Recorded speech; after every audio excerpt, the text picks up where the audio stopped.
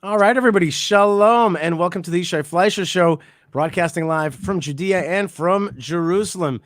This half an hour, we're going to talk about these fifth elections, the Lebanon gas deal, and other gas deals, and issues that are important to the Middle East and to the future of Israel. I am joined by my friend, colleague, and amazing writer and editor, and actually the Jerusalem bureau chief of JNS, Jewish News Syndicate.org, Alex Shreiman. Alex, shalom, and welcome. Thanks, EJ. Alex, I wanted to start our discussion today with a reflection. I want you to comment on it. I was sitting with some diplomats at a hotel in Jerusalem, and they said to me, we were talking about these elections, and they said to me, well, you guys are going to fifth elections in so much time. They said the optics aren't so good, and there's not a sense of stability for Israel. And I'm like, I said to them, you mean like it looks a little bit like a banana republic? And they kind of nodded a little bit. This is from a decent country. So I wanted to ask you kind of your thoughts about that, like fifth elections and how long, Alex? And how does it About really 3 years. Yeah, look? In 3 years. about 3 Okay. years. Yeah. How do you think the world sees us? How should we be seeing ourselves with that reality of what is obviously political instability? Well, the first thing I always say is that when the system doesn't produce a clear winner and the mandate gets returned back to the people, that's correct. And it's a lot better than the alternative, because you look around the world and then you look around this region in particular, and most places the mandate for who's going to rule is not returned back to the people. So first of all, that's already good. That's a good sign. Second, it's a reflection of the parliamentary system that we have. Israel is actually a hyper democracy. There is just so many parties that participate in the elections, and in this last coalition, in the last parliament, there was 8 parties. So that is really the reason why you have this kind of instability. This it's just very hard to change the system. It would take a very, very strong party that rose up through the current system to have the strength to change it. And any party that rose up through the system and was very strong, they might not have too much, too much reasons or motivation to change the system. So, yeah, how do people look at us? It's I definitely think there's an opportunity cost here to not having stable government. I mean, that's for sure. I mean, people are being. And the cost is fantastical. I mean, just these elections, and I'm involved directly in these elections. I could see how much money is spent. I mean, a lot of people are making money. That's when there's a lot of costs, there's also a lot of business happening. But like the state itself is paying a ton of money for this thing. It's the least of it. I mean, honestly, I mean, there is a lot of money. It's literally probably billions of dollars already, over the course of these elections, but it's honestly the least of it. It's the inability of a government to set policy, and these elections actually aren't even about policy, because you don't have the time to sit and develop various policies and to put them into place. And even after you have an election, you form a government. Like the last government, we formed a government, but the system itself is so volatile that each party is trying to get the maximum that they can out of the system, and all the parties on the outside are spending all of their time trying to crash the system. So even when you do have a government, what you have is a prime minister that is essentially spending half of their day trying to put out political fires and figuring out how to stay in power, instead of actually running the country, which is much, much different than the system in the United States. And part of that is because here you have to rule with a majority. In America, you don't have to rule with a majority. You can have a Republican president or a Democrat president serving in office when the House and the Senate go to the opposite party, and you have to run the country, from a minority position, but it's still stable. You're still the president for 4 years. Here, Naftali Bennett was the prime minister for a year. And the third election, we also formed a government. Netanyahu and Gantz formed a government together, but it crashed. So it's not just the election process which is unstable, but the whole system is built in a way that's not really conducive to stability. Okay, so if the elections, what are they really about? Because if you go to some of the parties, not every party even has a platform out. Platforms are like a little bit of a thing of a past, and you get a sense that there's this deep divide between what what these parties want. You sense that there's a difference, but it's not like written out anywhere. And there's not everybody has a good platform out there. And the reason I'm saying this is because I feel that these elections, at least, are really about a simple question, which is a Jewish state or a global democracy. It's like, do you want it to be on the more Jewish side of things and a more defended against external forces and get back to Jewish roots, or no, work with the world, be like a worldly type government, and be a kind of European country here in the Middle East. And the if you listen to Yair Lapid, that's what he's talking about. He says, listen, you gotta don't blow the shofar in crazy places in Jerusalem. Don't pray on the Temple Mount. Let's have a two-state solution. Let's give the gas to Lebanon. Let's kind of capitulate in all these things, and let's just get along and have a nice, decent Israeli Tel Aviv style country, as Yeah. opposed to folks on the right who are like, no, we want a more Jewish state. We want to crack down on the jihad. We're tired of being bullied around. We want to hold our own and be like a more Middle East country and also more Hebrew and Jewish country. Do you agree with that assessment? Well, I think that's definitely correct from the position of the nationalist camp. They see it that way. I don't know that the rest of the country is recognizing that those are the major choices in the election, even though I think you're right that ultimately, those are the two directions that the country can go. But I don't really think that people are voting on those crystal clear options. I mean, and if they were, I think you'd have a much more substantive election.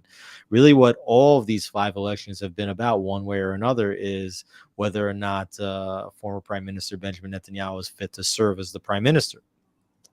And you see that as reflected in a lot of the political ads. Like, I was just driving through Tel Aviv, and you see, all the political ads on the sides of the buildings. And so you have Meretz, which is the far left party, putting on their sign, like, vote for Meretz that you don't get Ben Gvir, right? And we'll talk about Ben Gvir in a minute. And then there was another sign on a building for Ayelet Shaked, who was part of Naftali Bennett's party, who's running, and probably is not going to make it even into the Knesset.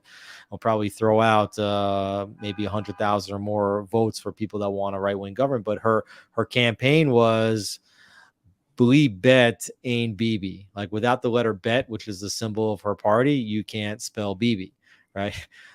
So really on you see on, and you look at all the different ads on the Likud ads, what you see is a picture of Lapid and Gantz and Mansour Abbas of the Islamist Ram party, all of them looking, silly. And then on the Lapid ads and the Gantz ads, you see pictures of Bibi and Ben Gvir again of the far right, so it's really, it's all come down to personal kind of decisions. Who do you think is better suited to run the Right. country? Do they look more like this, or do they look more like that?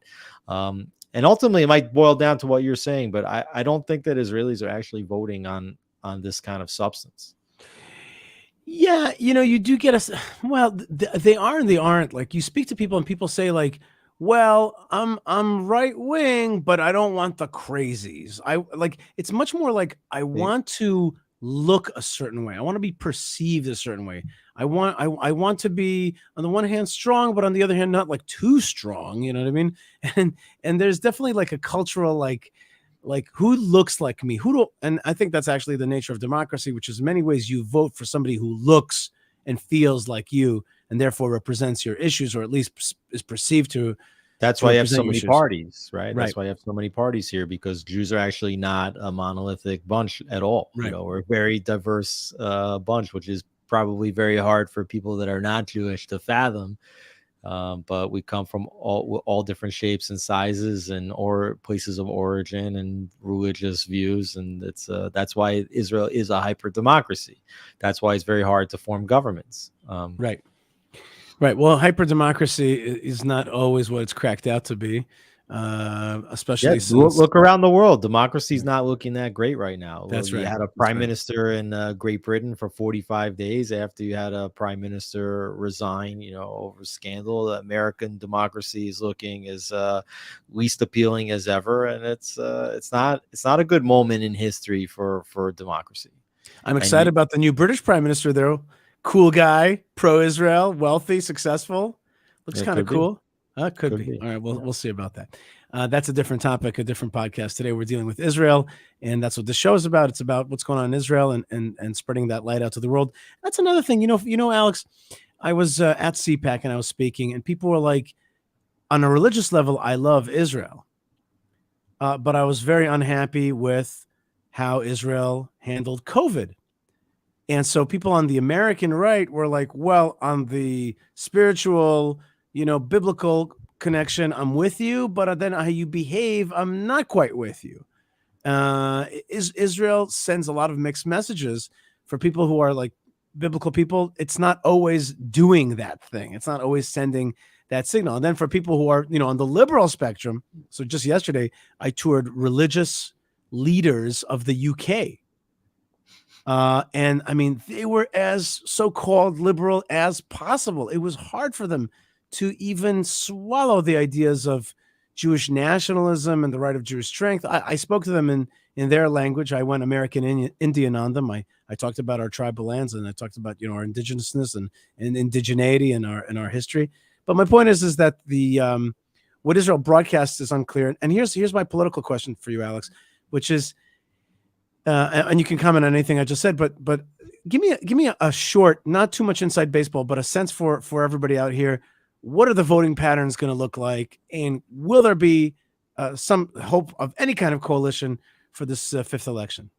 All right. Well, first, I do want to comment on what you're saying. I think that the main question for people that are outside of Israel, and nobody really understands Israel, not too many people in the world. And the question is Israel a racist country, or is Israel not a racist country? Is Israel on the oppressive side of this whole newfangled intersectionality and critical race theory? Is Israel the victim class that emerged successfully, or is Israel the oppressor? So that's that is the question, and it does come down to what kind of messages that we broadcast, and we broadcast a lot of mixed messages, and we confuse a lot of people, and it's very, very complicated. Our enemies, by contrast, always manage to stay on message, whether it's true or not, but it actually helps to sow a narrative. With regard to because they have a tight message. A very, very tight message. They've small, developed it, and they're willing to stick to it. Right. Here you can ask. It's the old Jewish proverb. 2 Jews, 3 opinions. Right. So you can hear 3 Jews or 2 Jews. Opine on what should be done on any kind of major diplomatic or security issue, and what one is saying is completely the opposite of what the other is saying. For us as Jews, we're used to that. Like our entire law, our entire system of Jewish law is like 25 books of rabbis having like the most bitter arguments, about the very small details and some of the big details of what the laws actually are and how do you perform them. And for us, that's part of our secret sauce that makes us uniquely Jewish. But for people that, like, if any other nation or peoples had laws, like we have 613 laws in the Torah. If they had 613 laws, what it would be is a list. Number 1, here's the law. Number 2, here's the law, right? And that's not how Judaism works. And so for people that are not Jewish and they're not taught through that methodology, when they hear 2 people saying completely polar opposite, views on how to deal with one topic, what they think is at least one of them is lying, and maybe both of them are lying, right? So it's as opposed to our enemies who'll stick on message, and it's marketing 101. If you want somebody to believe something, you just have to say the same thing over and over and over again. So we fail marketing 101 class, and I think that's why we have a problem. I don't know if we fail. It's just that we cannot fulfill that particular mandate of message discipline. We are not the people of message discipline. That's just not our thing. Yeah. We have other strengths, but that's not it. Before I let you answer the question about the constellation of a potential coalition. Let's just for a second look at some of the comments. We're getting a shalom, good afternoon from Arya Mack. Shalom to you, sir. Marilyn says shalom from North Carolina. Shalom to you back, Marilyn. I haven't heard from you in a while. Ivo says shalom from Croatia. And Urke says shalom from Indonesia, Jakarta. But Omar, he has something else to say. Omar says, Israeli occupation forces assassinated on Sunday pre-dawn the Palestinian young man Tamer al-Khalani in the occupied West Bank city of Nablus. Of course, Omar, I don't see it that way. I see it as the IDF targeted a terrorist who was killing Jews in the ancient biblical city of Shechem. So you see here Shechem. So you see here that it's a very different narrative, of course, and that's why we're discussing on the show. Okay, Alex. So we're seeing that there's a lot of different narratives out there. The end narratives turn to votes, and tell me if you believe that we're going to have a viable coalition come November 1. Well, when you look at the polls in the run up to the election, what you actually see for the last several weeks is that neither Benjamin Netanyahu's right-wing bloc nor what I call the blocking bloc that wants to prevent Netanyahu from returning to power have a clear path to a majority government. And it could happen, right? And there's a lot of different reasons why it could happen. Number one is voter turnout. If more people come out to vote, more on the right, more on the left, that can certainly impact the elections. And one of the election cycles, the second election cycle, Likud soared to 36 seats because they campaigned heavily in towns on the periphery where there was traditionally low voter turnout, but the people that live there are more aligned with the Likud philosophy, and they brought out 250,000 votes that they hadn't brought out in the previous election, and that allowed them to surge to 36 seats.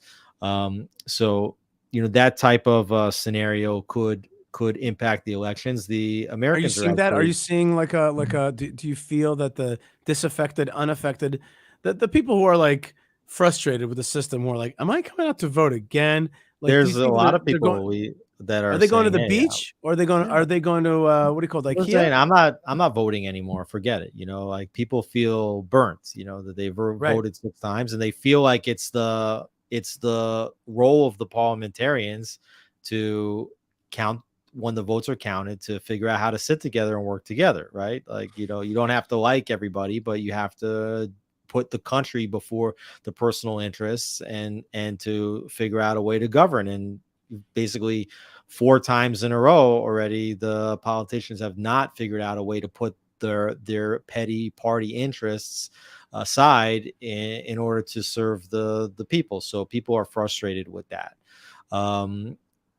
So voter turnout is one of the big issues. One of the side stories just relating to voter turnout is that the United States has actually invested a lot of money in a get out and vote campaign in the Arab Israeli areas, right?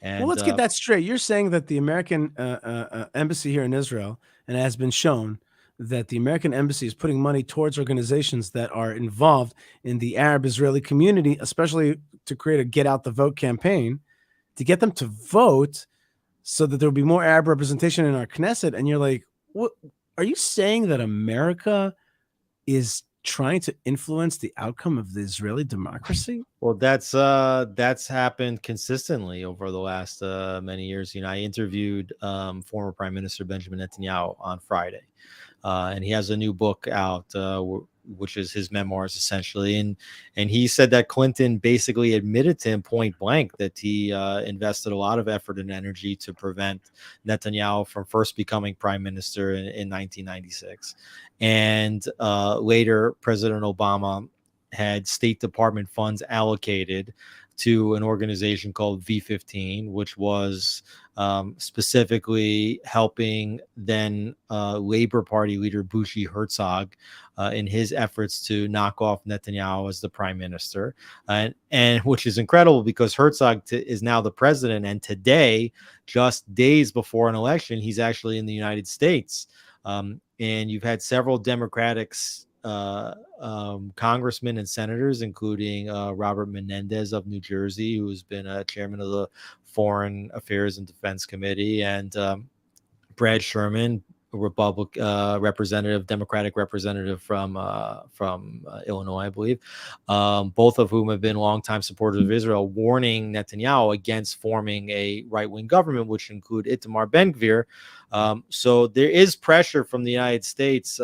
They clearly prefer, the Democrats clearly prefer that Yair Lapid would be the prime minister. And so by getting the clearly prefer is a euphemism for meddle in towards to get their candidate. Again, like the way you say it, Alex, it just comes out sounding so natural, but like we're talking about the United States meddling in Netanyahu talked to me extensively about it, and at the end of the day, he says, I don't interfere in American elections, and I don't think Americans should interfere in our elections. But that's been one of the MOs of the United States foreign policy, not just in Israel, but around the world for many years.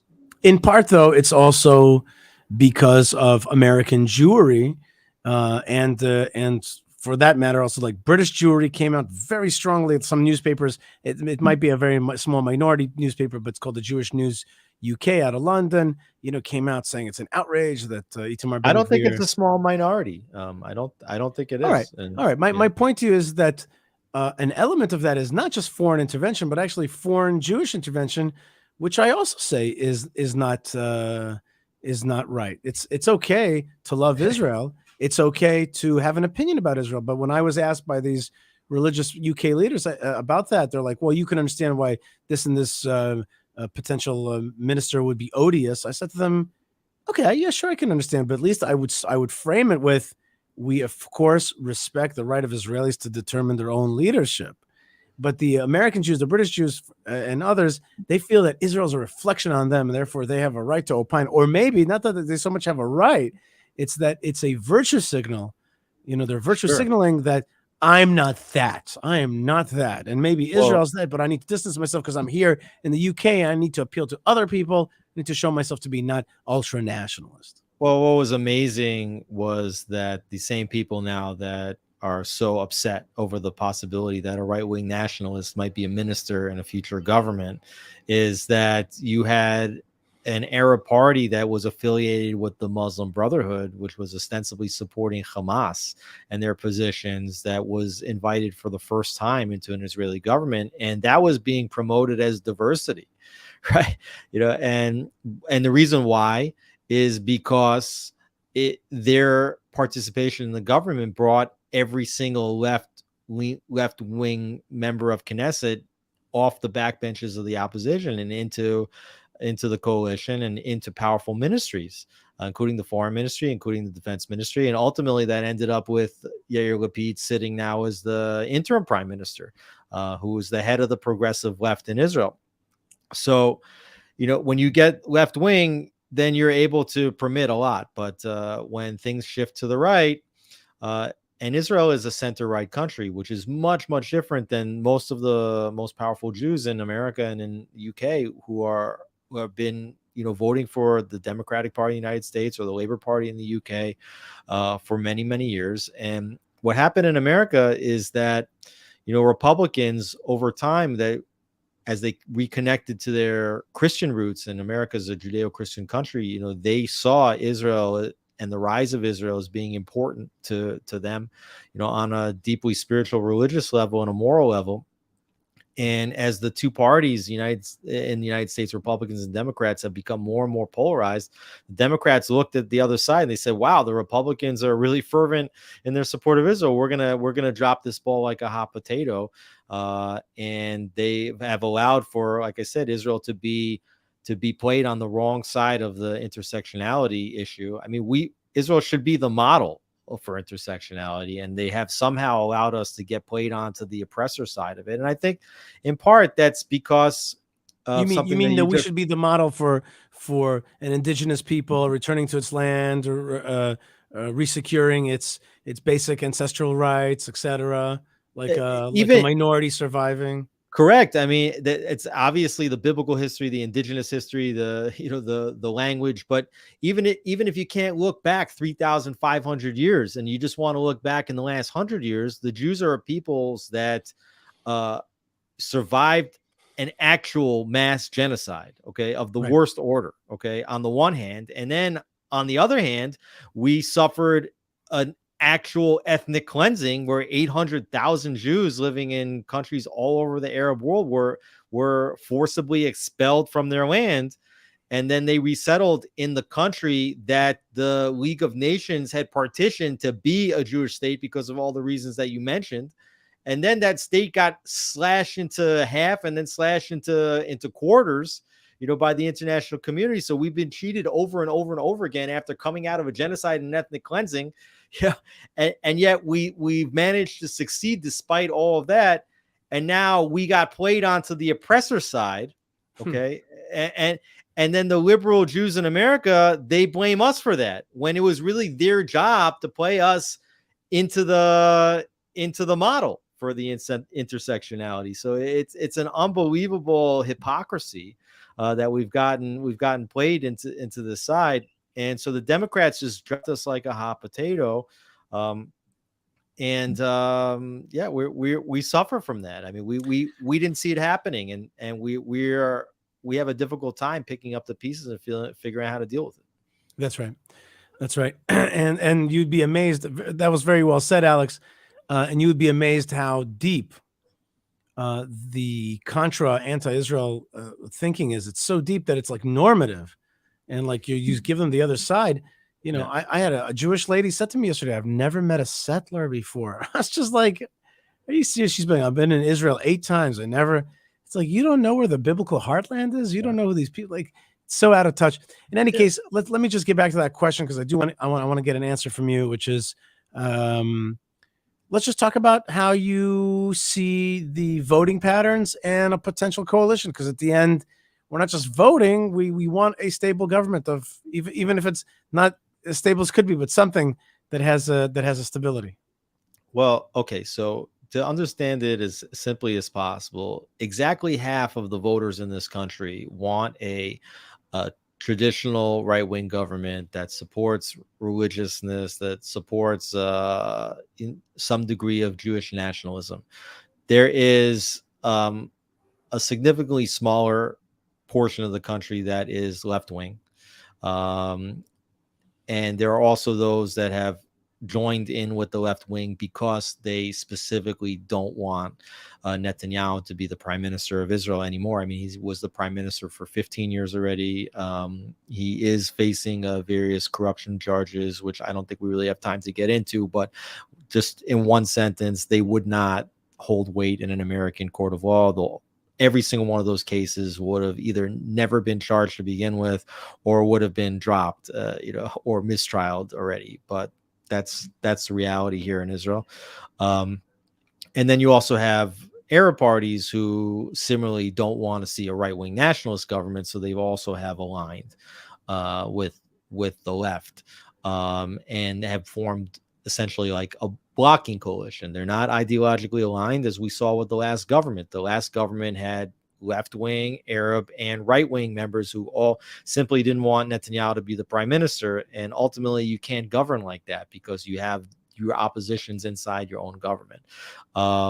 So the question is, as it has been the last 4 election cycles as well, can Netanyahu and his bloc of right-wing allies pass this majority threshold of 61 members of Knesset out of 120? You need 61 in order to be able to survive no confidence motions, which come up every week in Israel. The opposition is always trying to destroy the government week after week. So you need to have a majority in order to stay in power, and even to present the government to begin with. And there's a lot of different different factors which will determine whether the right wing will cross that threshold. Part of it's the voter turnout, as we said. Part of it is a voter threshold for different parties. A party has to receive at least 3.25% of the votes in order to make it into the Knesset, which is essentially a 4 seats or no seats threshold. So if you don't get 4, not only do you get none, but everybody that voted for that party, those votes get completely discounted and taken out of the total, and then all of the rest of the 120 seats get redistributed without those votes. So if you have small parties on the fringe, and you have a lot of parties polling right at above or below this threshold, if one party gets in, that can be a 4-seat swing, for one block or the other. And if a party falls just a few thousand votes short, or even a few dozen votes short, and we saw that in the second election cycle, Naftali Bennett's party, his own party, came less than 10,000 votes short of the threshold in the second election cycle. He didn't get in, and instead of 4 seats going to the right, all those votes got thrown out. 3 point however many seats worth of votes got thrown out, and then they get redistributed. So 2 of those seats essentially go right to the other side in the redistribution. And that was the reason why Netanyahu wasn't able to form a government. So there are several parties, including Ayelet Shaket's party, polling below the threshold. 2 of the Arab, actually all 3 of the Arab parties, polling either slightly above or slightly below the threshold. On the left side of the spectrum, the Meretz party, the far left Meretz party, and the Labor Party are both polling near to the Knesset threshold. Any one of those parties making it or failing to cross the threshold could swing the entire result of the election. Wow, that's a math person's like heaven. It's like people who love baseball statistics. It's like, and I know that those guys, there's a few people like that we know that they're like, they understand all these numbers, and it's pretty nerve-wracking, because like the day of elections, you get the first polls and this and that, but then it changes, it shifts, and it takes a few days. Right, because there's 120 seats, right? And there's only 100% of votes. So you have to divide up 100% of votes into 120 seats. So what happens is at 10 o'clock on the election night, the minutes the polls close, what you get is the exit polls, because each of the major TV stations is sitting outside major polling booths, and they're trying to ask people when they walked out who they voted for. And you get a fairly decent representation of what happened, but because there's so many factors, the exit polls can be off by 1 or 2 votes this way or that way, and that can swing the entire result of who's the prime minister and what a coalition actually looks like. So they actually have to start counting the votes. And in Israel, you don't have electronic voting booths. Everybody votes by hand. You take a piece of paper, you vote for a party that you want. So you don't have a direct vote for the prime minister, by the way. You also don't have a direct vote for your representatives. You vote for a party. The party's seats are divided based on the number of votes that they get. And then it's the parliamentarians who ultimately decide who's the prime minister. Right. And so the votes are counted by hand. That counting begins at 10 o'clock at night on the eve of the elections. It takes until the morning to get 90% of those votes counted. By the way, you do have to present an identification, and your name gets like double checked off lists over here. So there's not right, like, and you have to vote in the polling, in the voting booth, in a specific booth. Even in fact, Israel's laws are so strong on this, so strict.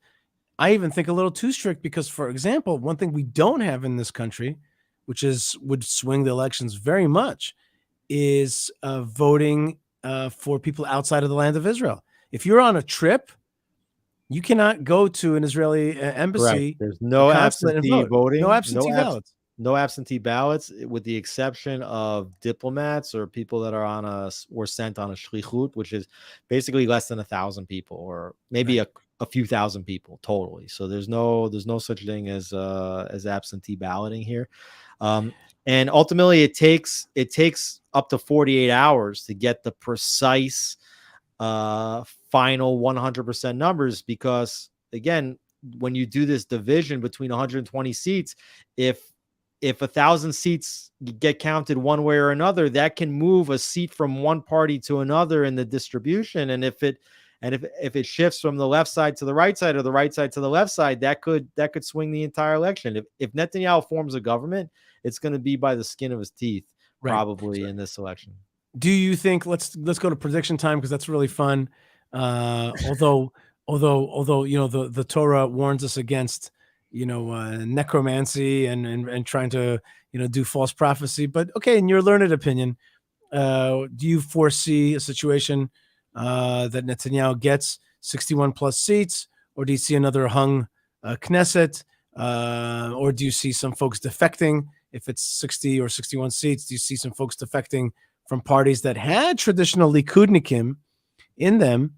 What are they now called? The Machane Mamlachti, the National Unity Alignment. Is that what it's called now? They also, that's another thing. National Unity Alignment, right? Because that's not what it means in Hebrew. But in any case, give me your prediction for these coming elections. I think it's Netanyahu or a stalemate.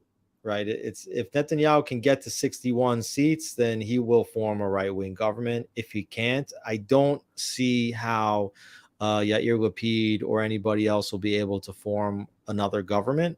But there can be surprises. There's been surprises. There's no precedence here. I mean, even though we're now on situation number 5, like there's going to be something that breaks the situation, and it's hard to see exactly what that scenario is going to be, unless of course you can get to a right-wing government, which I think is the most stable of the options that are before the state of Israel. Right. And as we say here in Israel, 5th time's a charm, and so there's definitely an opportunity. I think there's also sometimes here in Israel, they talk about the surprise of the elections, the party that kind of jumps out ahead. There's been many examples of a party that somehow balloons or mushrooms and gets out ahead. I think that the consensus is that the religious Zionist party with Smotrich, Bezalel Smotrich, and Itamar Ben-Gvir is a potentially surprise party. There is ultra-Orthodox Jews that want young ultra-Orthodox Jews, or unaffected, disaffected folks in the periphery, not to mention folks in Judea and Samaria who do want to vote for this party. There is a chance, and that's exciting. I am working for the Ben-Gvir party and trying very hard to promote that.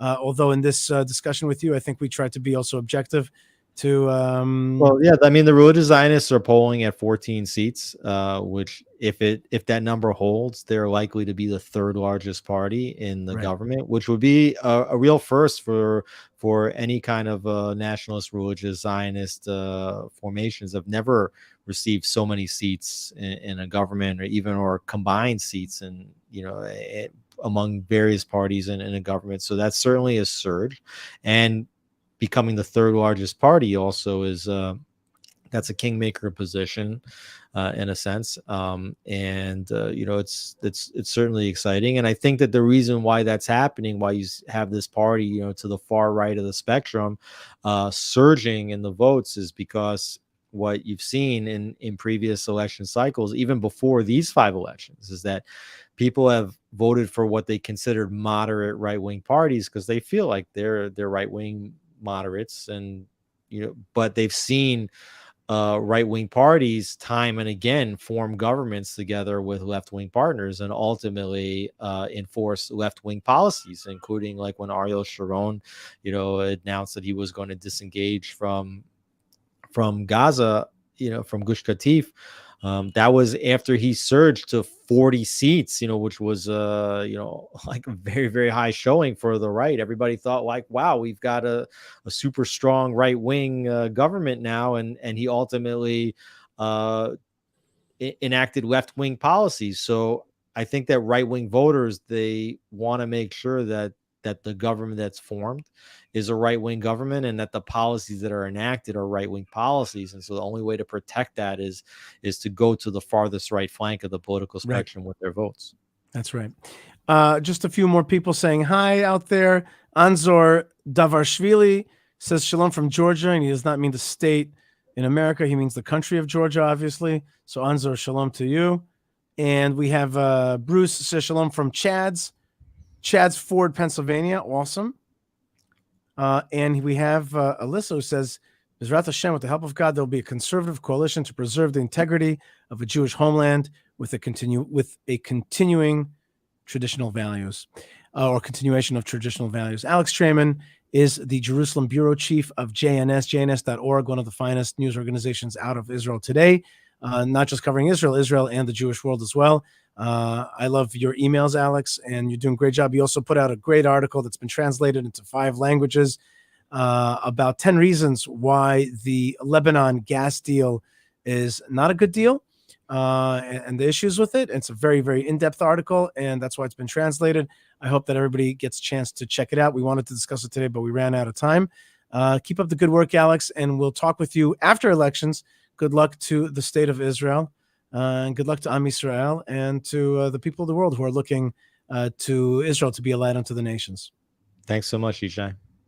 All right, folks, you are listening to the Yishai Fleischer Show. Thank you very much, Alex, for being with us. That was a great discussion. Next up is, if you're listening on the podcast, is my talk from actually last year or the year before, I can't remember, but with Rabbi Joshua Berman, an amazing discussion about the Torah portion of Noach and the biblical criticism against it and the proofs for the authenticity of the Torah of the Bible from a real academic sense. That's coming up on the podcast. If you're listening to me right now on the live stream, then I want to bless you wherever you are. Thank you to all the folks from around the world that are with us today, all the way from Croatia and Georgia and the United States and people all around the world. And also we had somebody from which country was that from? From Indonesia, Jakarta. That's right. That's really awesome to be with you. And it's an honor and a pleasure to use this platform of technology to reach the world with the light of Israel. And thank you for reaching back, reflecting that light wherever you are. Stay tuned, stay connected. More great stuff is on the way. And shalom.